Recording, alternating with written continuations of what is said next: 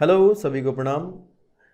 आशा करता हूँ आप सब अपने घर में ठीक होंगे। ध्यान रखना अपना और अपने घर वालों का भी, ये बहुत महत्वपूर्ण है। घर पे रहना, मास्क लगाना, दूरियों का ध्यान रखना, ठीक है ना। और वहीं पर रहते हुए पढ़ाई करते रहना। थोड़ा माहौल ऐसा ही चल रहा है। तो आज हम अपनी वीडियो का नेक्स्ट पार्ट लेकर के आए हैं, पार्ट नंबर 7 जो हमारा है। तो पार्ट नंबर 8 होगा ही हमारा। तो जिसमें हम आज पढ़ेंगे परागकण का और मादा वाला जो पार्ट होता है आपका स्त्री केसर, उनका आपस का इंटरेक्शन पढ़ेंगे। जब आपका परागकण किसी मादा के वर्तिकाग्र पर आता है तो वहाँ पर आकर के वो कैसे पहचाना जाता है, कौन उसको पहचानता है कि भैया ये हमारा ही परागकण है या फिर किसी और का परागकण है, ये वाला इंटरेक्शन यहाँ पढ़ेंगे हम, ठीक है ना। तो चलिए तो वीडियो को शुरू करते हैं। पूरी वीडियो देखिएगा, आपको एक एक चीज़ क्लियर होएगी। Thank you so much. शुरू करते हैं। यहाँ लिखा है हेडिंग हमारा, पराग स्त्रीकेसर संकर्षण। इसे कहते हैं आप पोलन पिस्टिल इंटरेक्शन, यानी कि परागकण का और स्त्रीकेसर का आपसी संबंध। आगे लिखा है या फिर उनके बीच की क्रिया। आगे लिखा है परागण बिल्कुल सही प्रकार के परागकणों का स्थानांतरण सुनिश्चित नहीं कराता। देखो, ऐसा ज़रूरी नहीं है कि भाई आपका परागण हुआ है और उसके पश्चात आपके जो ऐसा ज़रूरी हो कि भाई उसी के पॉलन ग्रेन, उसी के परागकण आए हों जिस पौधे के चाहते हों, क्योंकि हवा में उड़ के आ सकते हैं किसी के भी, ऐसा ज़रूरी नहीं है कि उसी के आएंगे। ठीक उसी प्रजाति का सुयोग्य परागकण वर्तिकाग्र तक पहुँचे। प्राय गलत प्रकार के पराग भी उसी वर्तिकाग्र पर आ पड़ते हैं जिसमें ये या तो उस पादप से होते हैं या फिर अन्य पादप से, यदि वह स्वपरागण के अयोग्य है।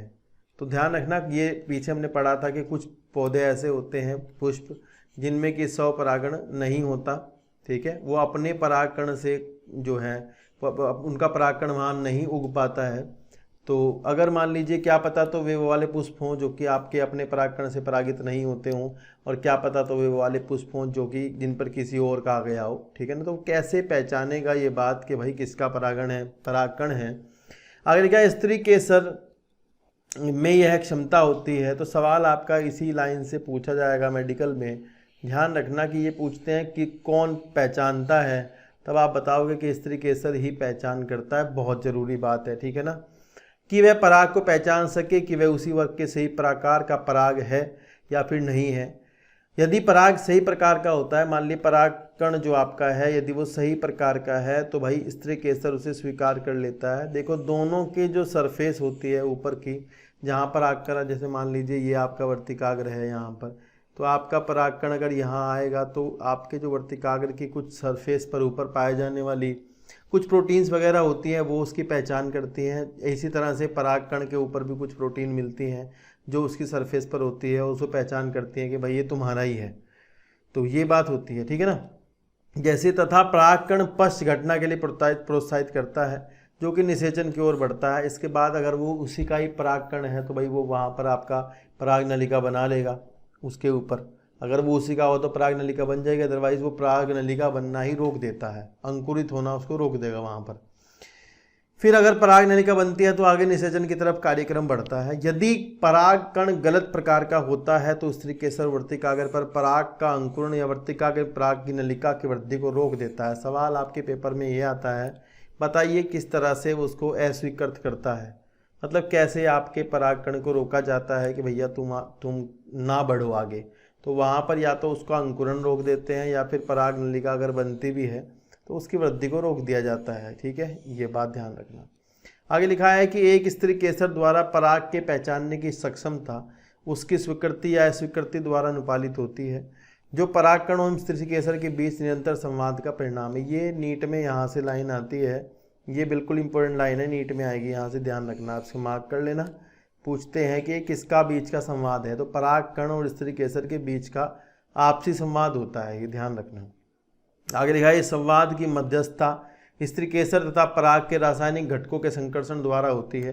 ध्यान रखना, आपसी जो उनके केमिकल जो होते हैं, यानी प्रोटीन जो होती है सरफेस पर पाई जाने वाली, उसी का परिणाम है कि वो पहचान करता है कि तुम्हारा ही परागकण है। अभी हाल ही में वैज्ञानिक इस पर बहुत ज़्यादा काम कर रहे हैं आजकल, ठीक है ना, तो ये रिसर्च का विषय है आजकल।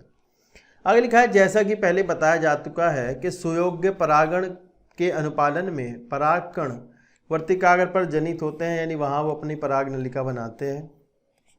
ताकि एक जनन छिद्र के माध्यम से, आपको पता है कि जनन छिद्र 3 तक हो सकते हैं, एक परागकण में 3 तक जनन छिद्र हो सकते हैं जहाँ से आपकी पराग नलिका निकलती है, के माध्यम से एक पराग नलिका उत्पन्न होती है। पराग नलिका वर्तिकाग्र तथा वर्तिका के उत्तकों के माध्यम से वृद्धि करती है और अंडाशय तक पहुंचती है। देखो ध्यान लिखना, यहाँ बात है ये, फिर वही बनाते हैं एक वर्तिकाग्र और उसके नीचे ये वर्तिका। तो इसमें कह रहे हैं कि भाई अगर इसके अंदर या तो ये खोखली होगी भाई, या तो ये आपकी क्या हो सकती है, खोखली हो सकती है, और या फिर इसके अंदर ऊतक भरे होंगे। तो आप जान लीजिए कि अगर पराग नलिका ऊपर से बनेगी ना यहाँ से, तो या तो पराग नलिका अपने आप ही कुछ एंजाइम बनाती है, जो एंजाइम इसके ऊतकों को तोड़ देंगे, ठीक है ना, या तो कुछ एंजाइम बनाएगी जो इसके ऊतकों को तोड़ देंगे। और अगर ये खोखली हुई तो कोई बात ही नहीं है फिर तो, ठीक है ना, फिर तो आराम से चली जाएगी। लिखा, आप याद करें कि कुछ पादपों में परागकण 2 कोश की स्थिति में आते हैं, एक जनन कोशिका तथा एक बड़ी वाली जो केंद्रीय कोशिका होती है, कायिक कोशिका होती है। तो आपको पता है कि लगभग 60% पौधों में जब आपके परागकण जो है निकलते हैं बाहर, तो उनके पास एक बड़ी कोशिका होती है, एक बड़ी कोशिका होती है जिसका केंद्रक थोड़ा इस तरह से होता है, और एक आपकी छोटी कोशिका होती है जो इसके अंदर होती है, जिसमें कि आपकी 2, देखो एक बड़े वाली कोशिका ये कायिक कोशिका है, अंदर वाली जनन कोशिका है। तो इस अवस्था में आपका परागकण आता है। कुछ में ऐसा होता है कि पहले ही ये जनन कोशिका 2 में बंट जाती है, 2 नर युग्मक बनाती है, तो उस समय आपका जो परागकण होगा वो आपका कैसा हो जाएगा, 3 कोशिकीय हो जाएगा। तो ये कह रहे हैं कि भाई कुछ में आपने देखा होगा जहाँ 2 कोशिकीय में आती है। आगे चलते हैं, यहाँ लिखा है, इस प्रकार के पादपों में जनन कोशिका विभाजित होती है और वर्तिकाग्र में पराग नलिका की वृद्धि के दौरान 2 नर युग्मों की रचना होती है। यहाँ से नीट में क्वेश्चन आएगा, ये जरूर ध्यान रखना, इंपॉर्टेंट है बहुत, सवाल पूरी लाइन आएगी। ये पूछते हैं जिन आपके परागकणों में वो 2 कोशिकीय अवस्था में परागित होते हैं, उनमें जो जनन कोशिका होती है वह कहाँ पर पहुंचकर विभाजित होती है। तो आप भाई ध्यान रखोगे ये बात कि वो आपकी पराग नलिका में जाकर के विभाजित होती है। जनन कोशिका पराग नलिका के अंदर जाकर के विभाजित होगी, ये आपको दिमाग में रखनी है। सवाल है ये, मेडिकल में पूछा जाता है, ठीक है ना, यहीं से पूछा जाएगा। आगे, जिन पादपों में पराग 3 कोशिकीय होते हैं वहाँ पहले से ही आपके 2 नर युग्मक होंगे, तो उनकी तो कोई दिक्कत ही नहीं है, वहाँ पहले ही 2 नर युग्मक होते हैं। लिखा है, पराग नलिका के अंडाशय में पहुँचने के पश्चात, अब पहले इसे पढ़ने से पहले जरा ऊपर जो डायग्राम दिखाए हैं आपके जो कुछ, उनको देख लेते हैं क्या क्या दिखाए हैं, ठीक है। देखो पहला वाला जो डायग्राम है आपका, ये पहला सबसे पहला जो दिखाया है, इन्होंने लिखा है कि भैया पराग नली आ रही है ऊपर से, बिल्कुल सही बात है। प्रतिव्यासांक भैया आपकी, इनको आप हिंदी में भी दूसरा नाम भी है इनके लिए, प्रतिमुख कोशिकाएं, या फिर आप अंग्रेजी में इनको कहते हो एंटीपोडल, ठीक है। ध्रुवी केंद्रक आपके पोलर न्यूक्लियाई कहलाते हैं, अंग्रेजी में पोलर न्यूक्लियाई, ठीक है। अंड कोशिका आपकी एग होता है, सहायक कोशिका को सिनर्जिड कहते हैं। सिनर्जिड और एग आपको मिला करके एग अंड उपकरण बनाते हैं, ये आपको पता होगा, ठीक है ना। तो आप ध्यान रखना कि जो पराग नलिका आई है, देखो ध्यान से सुनो, ये यहाँ से भी घुस सकती थी, चला जा के अंदर से भी घुस सकती है। निभाग वाला जो इसका एरिया है ना, ऊपर वाला चलेजा वाला बेस, सॉरी आधार जो होता है, वहाँ से भी घुस सकती थी। ये आपकी यहाँ से भी घुस, ज़्यादातर ये नीचे से ही जाती है, मतलब सॉरी आपके मुख की तरफ से जाती है, जो इसका बीजांड का द्वार होता है वहीं से जाती है ज़्यादातर। कुछ पौधों में यहाँ से भी घुसती है इधर से, ठीक है ना, जिसमें कि ये आपकी फ्यूनिकल जो उसका वृंत है उसे भी तोड़ती हुई जाती है, और आपके जो आवरण होते हैं बीजांड के उनको भी तोड़ती हुई जाती है। 3 तरह से होता है, पोरोगैमी, चलाजोगैमी, मीजोगैमी। तो आपका जो फोटो दिखा रहे हैं भैया, ये आपका मीजोगैमी है, इसको आप कहते हैं बीजांड द्वारी। तो बीजांड द्वारी मतलब कि बीजांड की तरफ से घुस रही है। जब ये आपकी पराग नलिका बीजांड की तरफ से जाती है, तो आपको पता है, पहले बता रखा है कि जो आपकी वो होती है ना एक, ये सहायक कोशिका जो है आपकी, सहायक कोशिका में आपका कुछ एक इस तरह से निकले हुए सिरे होते हैं, जिनको आप क्या कहते हो, फिलीफॉर्म एपरेटस। फिलीफॉर्म एपरेटस, कुछ चीज़ें इंग्लिश में जान लो भाई, है ना, काम आएंगी, है ना सब। तो भाई इनका काम होता है, पर ये सहायक कोशिका का एक्सटेंशन होता है बाहर निकला हुआ। इनका काम होता है कि ये आपके पराग नलिका को आकर्षित करती हैं कि यहाँ से आओ, गाइड करते हैं, आप ये समझिए, उनको गाइड करती हैं, ठीक है ना। फिर क्या होता है, जब पराग नलिका आती है तो वो इसकी जो अंड कोशिका के बराबर में एक सहायक कोशिका है, ध्यान रखना सहायक कोशिका को तोड़ के घुसेगी अंदर, सहायक कोशिका को तोड़ के अंदर जाएगी, और जो पराग नलिका के अंदर से नर युग्मक निकलेंगे ना, वो आपके सहायक कोशिका के कोशिका द्रव्य में पड़े होंगे। ध्यान रखना, ये पूछा जाएगा, सहायक कोशिका के कोशिका द्रव्य में गिरेंगे नर युग्मक। ये आप फोटो में देख सकते हो, ये तंतुरोग उपकरण जो है ये आपका वही है, फिलिफॉर्म एपरेटस। ये इसको गाइड कर रहा है कि भैया यहाँ से घुस जाओ अंदर, और ये नर युग्मक है, पीछे कायिक केंद्रक है। ध्यान रखना, सहायक कोशिका तोड़ी जाएगी, सहायक कोशिका टूटेगी, उसके बाद नर युग्मक आपके निकलेंगे और ये इसी के कोशिका द्रव्य में पड़े होंगे। आप ध्यान से सुन लो, नीट आपका बहुत इंपॉर्टेंट पेपर है जिसमें ये सारी एनसीईआरटी खोद खोद के पूछी जाती है, ज़रूरी है, बहुत ध्यान रखना एक एक चीज़ को। आगे चलते हैं, आगे देखते हैं क्या हुआ। यहाँ नीचे लिखा है कि पराग नलिका अंडाशय में पहुँचने के पश्चात बीजांड द्वार के माध्यम से, देखो ये बीजांड द्वार लिखा है तो ध्यान रखना मीजोगैमी बता रहे हैं, बीजांड द्वारी तरीका के माध्यम से बीजांड में प्रविष्ट करती है, और तत्पश्चात तंतु में समुच्चय के माध्यम से एक सहायक कोशिका में प्रविष्ट करती है। हाल ही बहुत सारे अध्ययन दर्शाते हैं कि इस सहायक कोशिका में, ये बस इंपॉर्टेंट लाइन है, नीट में आती है बहुत, कि सहायक कोशिका के बीजांड द्वारी हिस्से पर उपस्थित तंतु रूप समुच्चय पराग नलिका के प्रवेश को दिशा निर्देशित करती है। भाई बहुत इंपॉर्टेंट सवाल है, बहुत ज़्यादा पूछा जाएगा, ध्यान रखना। वर्तिकाग्र पर पराग अवस्थित होने से लेकर बीजांड में पराग नलिका प्रविष्ट होने तक की सभी घटनाओं को पराग स्त्री केसर संकर्षण कहते हैं। सवाल बोर्ड का भी है, नीट का भी है कि आप पराग स्त्री केसर संकर्षण, पोलन पिस्टिल इंटरेक्शन, इसको कहाँ से कहाँ तक गिनते हैं, मतलब कौन सा प्रोसेस है ये, कहाँ से कहाँ तक ख़त्म होगा ये पूछते हैं। तो ध्यान रखना, ये आपका वर्तिकाग्र पर जब आपका परागकण गिरेगा, उसके गिरने के बाद बीजांड में घुसने तक पराग नलिका के जो भी घटना घटित हुई है ना, सब जो है पराग स्त्री केसर संकर्षण होगी। समझ आई ना बात। चलिए नेक्स्ट देखते हैं। यह लिखा है पराग स्त्री केसर संकर्षण एक गतिक प्रक्रम है जिसमें पराग पहचान के साथ पराग को प्रोन्नति या अवनति द्वारा अनुपालन सम्मिलित है। भाई मतलब इसमें या तो ये है कि तुम हमारे हो, चलो तुम उग जाओ, और तुम हमारे नहीं हो, तुम ना उगो, ये दो बातें हैं। इस क्षेत्र के बारे में ज्ञान प्राप्त करने से पादप प्रजनकों को बहुत मदद मिलेगी। मतलब ये कह रहे प्लांट ब्रीडिंग वाले जो होते हैं उनको फायदा होगा, और पराग स्त्री केसर संकर्षण के हेर फेर में ये मददगार साबित होता है कि भैया किसका परागकण डालना चाहिए, किसका परागकण नहीं डालना चाहिए, ये बात है।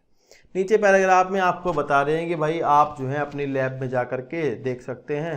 एक आप 10% का आपका सुक्रोज का सॉल्यूशन बनाइए, घोल बनाइए, उसमें परागकण डाल दीजिए। आप कुछ समय बाद सूक्ष्मदर्शी की सहायता से देखेंगे कि आपको वहाँ पर परागकण उगते हुए दिखाई देंगे और उनकी पराग नलिका उगी हुई दिखाई देगी। तो ये लिखा है यहाँ पर कि आप एक कांच की पट्टी पर जल शर्करा घोल, सवाल ये है परागकण को उगाने के लिए क्या चाहिए होता है, तो बिल्कुल ध्यान रखना, परसेंटेज नहीं भूलनी है, ये परसेंटेज आपके बहुत काम की है, ठीक है, ध्यान रखना कि एक बूंद पर मटर, चना, चिकपी, ब्रोटोलिडिया, बालसम, गुलमेहदी, विंका रोजिया के पुष्पों से कुछ पराग कण झाड़ कर गिराने के पश्चात पराग जनन का अध्ययन आसानी से कर सकते हैं। स्लाइड पर इन्हें रखने के 15 से 30 मिनट बाद ये उग जाएंगे। भैया आप लो पावर का माइक्रोस्कोप लेकर के उसको देख सकते हो, ठीक है। चलिए आगे कह रहे, जैसा कि आपको अध्याय 9 में पादप जनन के बारे में पढ़ेंगे कि भैया एक प्रजनक भिन्न प्रजातियों के संकरण में तथा वाणिज्यिक रूप से सर्वोत्तम श्रेणी की अपेक्षित विशेषता वाले जनन संपाक में रुचि रखते हैं। इसका मतलब ये है कि मैं चाहता हूं कि भैया जो पौधा हो मेरी इच्छा का हो। मैं चाहता हूं 2 पौधे हैं, एक पर बहुत अच्छे से पौधे पर फल आते हैं परंतु उस पर कीड़े लग जाते हैं। मैं चाहता हूं एक ऐसा पौधा बने जिस पर कीड़े भी ना लगें और फल भी ज़्यादा आएँ। तो मैं 2 पौधों के आपस में क्रॉस कराने को सोचूंगा। मैं सोचूंगा जिस पर फल ज़्यादा आते हैं उसका क्रॉस उससे कराऊं जिस पर कीड़े नहीं लगते हैं। तो दोनों के करैक्टर में एक ही मैं लाना चाहता हूं, तो मुझे कहीं ना कहीं एक के परागकण लेकर के दूसरे के ऊपर डालने पड़ेंगे। तो यहाँ कृत्रिम परागण आपको सिखाया जाएगा, आर्टिफिशियल हाइब्रिडाइजेशन उसे कहते हैं। इसमें से जब भी पेपर में सवाल आया है एक ही आया है, 2 सवाल कभी नहीं आए, ध्यान रखना। एक ही सवाल इसका पूछा जाता है कि भैया आपका विपुंसन किसे कहते हैं, बस। तमाम ज़िंदगी से मैं देखता हूँ विपुंसन ही पूछते हैं।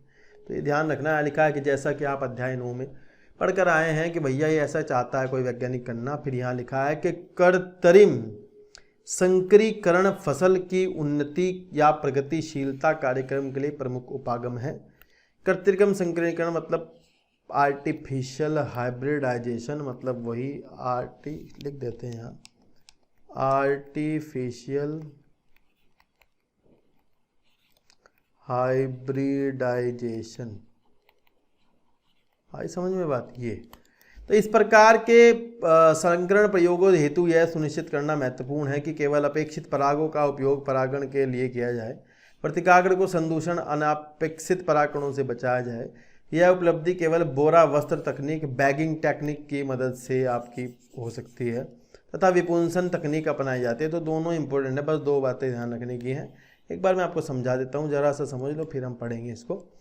देखो ऐसा होता है, अभी मान लो मैं चाहता हूँ कि एक मेरा पुष्प है, ये उसका वो है इस तरीके से, और उभयलिंगी पुष्प है, मान लो ये मटर का ही पुष्प है।